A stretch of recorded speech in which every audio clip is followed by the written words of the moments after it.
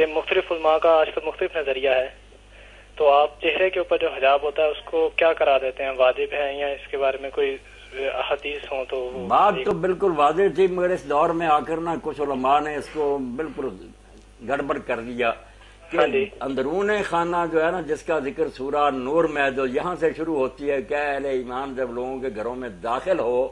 تو اجازت لے کر جاؤ اور سلام کرو، پھر آگے آتا مرد نظریں نیچی رکھیں، اپنی شرمگاہوں کی حفاظت کریں، عورتوں کا بھی آتا کہ وہ بھی نگاہیں نیچی رکھیں، اور الا ما ظہر منہا جس کی تفسیر صحابہ کرام سے لے کر چلی آ رہی ہے کہ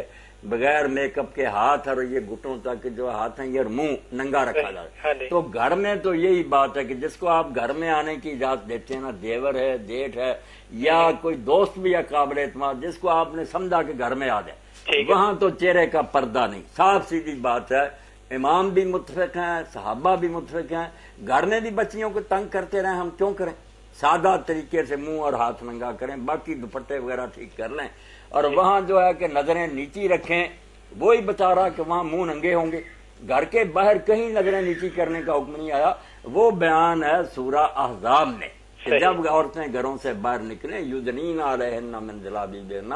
بڑی چادروں سے اپنے آپ کو ڈھانکیں اور کچھ حصہ اپنے چہروں کے آگے لٹکا لیں تاکہ پہچانی جائیں کہ یہ شریف زادیاں ہیں، ان کو چھیڑنے کی کوئی ضرورت نہ کرے۔ وہاں تفسیر یہی صحیح ہے کہ چہرہ ڈھانکا جائے، یعنی اندرون خانہ چہرہ ننگا، بیرون خانہ لازماً ڈھکنا ہے، بالکل ڈھکنا۔ اسی لیے آپ نے جب کہا کہ جو احرام والی عورتیں وہ نقاب نہ کریں، پتہ چلتا ہے کہ دوسری کرتی تھی، ورنہ یہ پابندی لگانے کی کیا ضرورت تھی؟ اور وہاں بھی منہ ننگا رکھنے کا حکم نہیں، لوگوں نے غلط سمجھ لیا، ورنہ ام المومنین عائشہ رضی اللہ عنہا فرماتی ہیں، اسماء بنت ابی بکر کہتی کہ جب لوگ آتے تھے دوسرے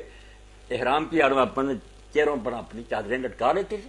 صرف یہ ہے کہ باقاعدہ نقاب جو ہے برقع وغیرہ یہ احرام کی حالت میں فیشن ہونے کی وجہ سے روک دیا کہ اتنی زینت کی ضرورت تھی، ورنہ چہرہ وہاں بھی چھپا سکتی عورت۔ تو گھر کے باہر تو چہرہ چھپانا پڑے گا، غیر لوگوں سے واسطہ پڑتا۔ گھر کے اندر آئیں گے اپنے جان پہچان کے لوگ قابل اعتماد، وہاں پردہ نہیں یہ منہ ڈھانکنے کا۔ یہاں جو لوگ کہتے ہیں نا کہ آپ نے فرمایا الحم والموت، کہ دیور جیٹ جو ہے وہ موت ہے،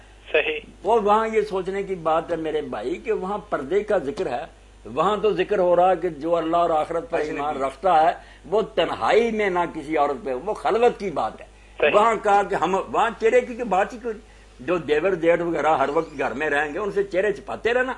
تو صحیح مسئلہ جو ہے نا بالکل، میں نے اس پر خطبے دیے ہیں، وہ اب چھپ بھی گئے کہ محرموں سے کیا پردہ ہے، اجنبیوں سے کیا پردہ ہے، خاوند بیوی کا کیا ہے، وہ چاروں سٹیج علیحدہ علیحدہ دلائل سے واضح کر دی ہیں۔ ہر آیت اور حدیث اپنی جگہ پر سیٹ ہوگی، ایک بھی اس کے خلاف نہیں۔ اس لیے گھر میں چہرہ بے شک ننگا رکھیں مگر سادگی کے ساتھ، اگر زینت کے ساتھ آنا تو پھر وہ رشتے بتا دیجیے اللہ نے کہ وہ محرم ہونے چاہیے، باپ بھائی وغیرہ، ان کے سامنے بے شک زینت بھی، دوسرے ان کے سامنے سادہ،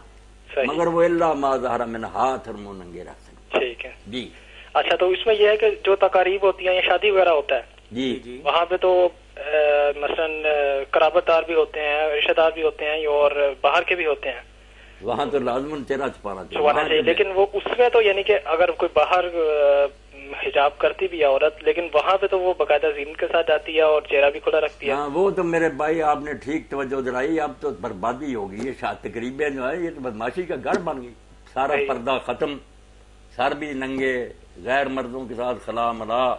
تو یہ تو دین اس کو ہضم نہیں کر سکتا، یہ تو بدماشی ہے۔ مولانا کہ ایک اس کا نقصان یہ بھی ہو گیا کہ وہاں جب ویڈیو بنتی ہے تو کسی غیر گھر کے اندر جاتی ہے تو منگنیاں ٹوٹ جاتی ہیں، وہ کہتے ہیں یہ جو لڑکی ہے اس کے ساتھ میری بات چلاؤ، سکینڈل ہو بن جاتے ہیں، یہ بہت تباہی ہو رہی ہے، اس سے تو بالکل پرہیز ہونا چاہیے۔ صحیح۔